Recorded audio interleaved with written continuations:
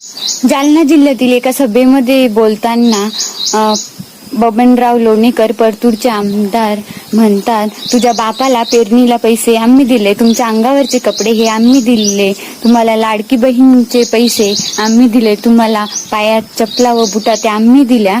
नरेंद्र मोदीजींनी 6,000 रुपये बापाला पेरणीला दिले. 6,000 वर पेरणी होते का?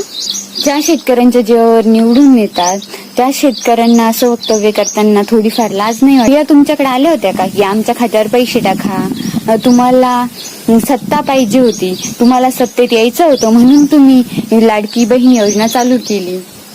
तुमचे मोदीजी म्हणाले होते 2022 पर्यंत आम्ही उत्पादन दुप्पट करू, पण दुप्पट तर सोडाच हो, पण इथं उत्पादन खर्च 5 पट आणि इथं उत्पन्न निम्म करून ठेवलं आहे.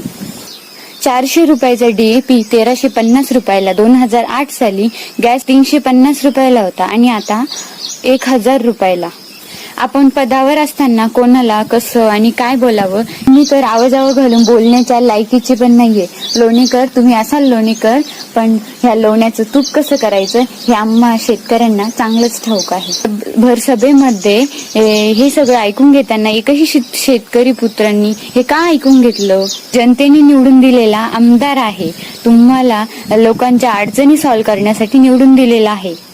तुम्हाला शेतकऱ्यांविषयी असं बोललेलं शोभलं नाही.